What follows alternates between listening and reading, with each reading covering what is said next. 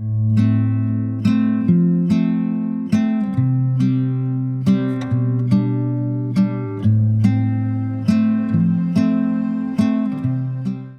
datang di Room Rampe Channel. Jangan pernah bosan-bosan nonton game video ya teman-teman. Terus jangan lupa dukung kami dengan cara like, comment, and subscribe itu gratis. Bunyikan loncengnya juga ya bro. Teng teng teng teng teng teng.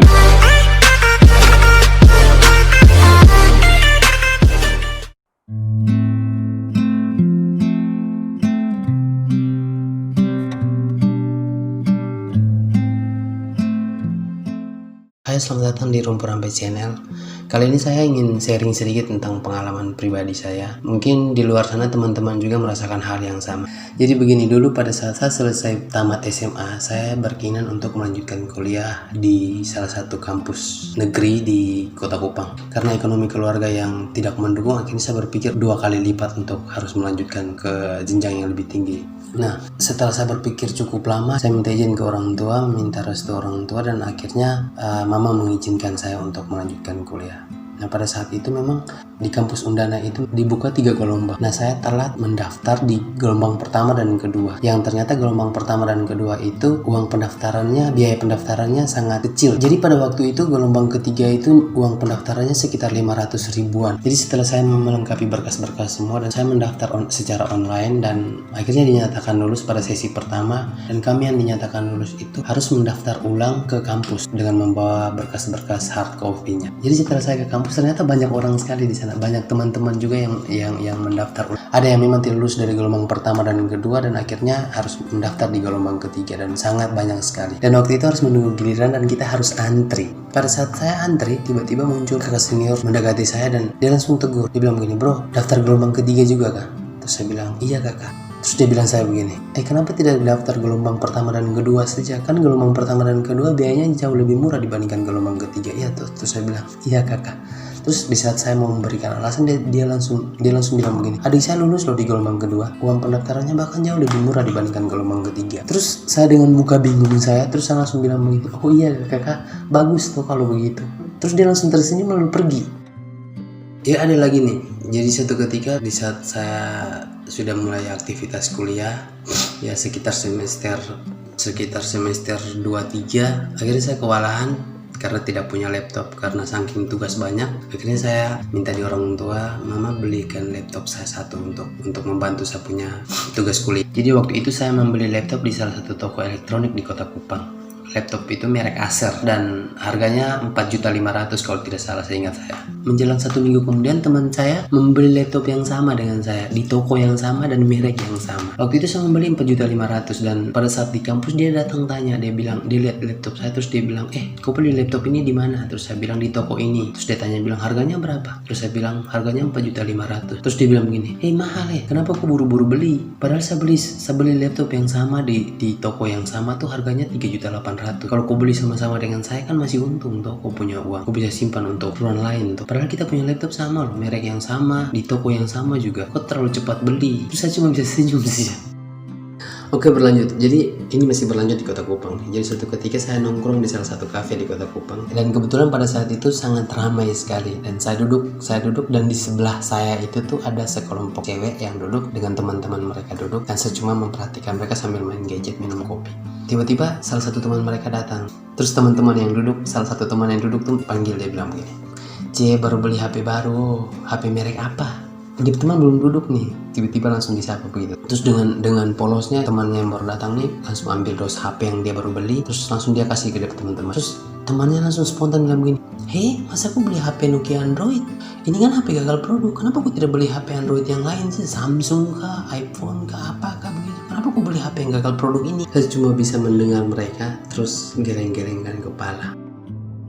Oh iya, jadi dulu waktu masih SMA itu saya pernah sharing ke saya punya teman kalau keinginan saya untuk melanjutkan kuliah itu di Kota Kupang. Terus dia langsung jawab, saya bilang begini, "Kenapa di Kota Kupang? Tidak ada perkembangan juga tuh. Lagian Kota Kupang juga dekat sekali dengan kita bertempat nih. Kau mau pulang juga tinggal pulang, uang tiket juga murah. Boros-boros di uang tiket. Mendingan kau kuliah ke Jawa saja, ke kota besar di Jawa. Biar sampai wisuda habis baru pulang untuk sekalian."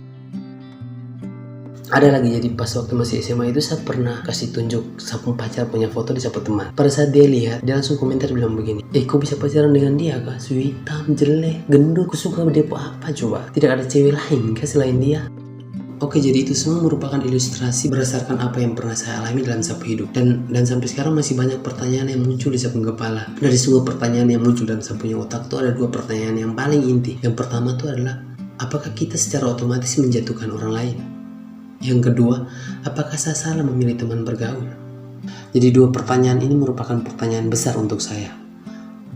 Menurut saya tuh, apakah kita ini tidak bisa ikut senang melihat orang lain senang kah? Dan kita langsung saja menjatuhkan dia begitu saja. Kalau iya, tujuannya apa coba? Apa mungkin dia tidak lebih senang dari kita? Atau supaya kita senang di atas ketidaksenangan dia saat kita menjatuhkan dia begitu? Jadi menurut saya cara berpikirnya seperti itu. Kita ini tidak bisa saja melihat orang lain bahagia. Selalu saja berusaha untuk mencari celah untuk mencela, untuk menunjukkan bahwa kita lebih dari dia. Ya toh, banyak tuh yang kayak gitu. Paling serunya lagi tuh saat kita mendengarkan ibu-ibu mereka nih duduk terus saling membanggakan mereka punya anak. Seakan-akan mereka ingin supaya anak mereka tuh lebih dari anak-anak yang lain. Lucunya lagi itu pada saat dulu saya masih kerja, saya sering mengeluh begini, sama pekerjaan ini bagaimana ya? Bikin tambah pusing lah kayaknya. Terus langsung di komentar bilang begini, kerja baru begitu saya sudah mengeluh. Saya saja yang lembur hampir tiap hari saya tidak pernah mengeluh. Jadi waktu itu saya jujur sama rasa putus asa. Dan mau bagaimana coba? Apapun yang saya lakukan, yang saya beli, yang saya capai, selalu saja dijatuhkan dan disepelekan oleh orang-orang sekitar. Belum sempat cerita hal-hal yang senang hari itu, sudah dibilang kemahalan lah, merek tidak bagus lah, produk gagal lah, pokoknya ada sih, pokoknya banyak sekali ada sih hal-hal seperti itu. Belum sempat cerita hal yang bikin sesak hari itu, sudah dibilang manja lah, tidak tangguh lah, cemen lah. Bahkan mereka lebih dulu menceritakan apa yang menurut mereka lebih parah ketimbang apa yang saya alami. And so I did what I think the right thing to do. Mungkin orang-orang seperti ini bukanlah orang-orang yang saya perlukan kayaknya. Ketika saya beli HP baru, misalnya yang komentar bilang begini, masa beli HP Nokia Android? Kenapa tidak beli HP yang merek ini saja? Nah, orang-orang seperti ini seharusnya diberikan poin minus. Dan yang komentar bilang, HP baru, dia elus-elus terus, Nah, orang-orang seperti ini yang harus diberikan poin plus. Ketika sahabat atau kakak atau adik atau salah satu orang tua kita meninggal, terus kenapa tiba-tiba meninggal? Kenapa tidak dibawa ke rumah sakit ini saja?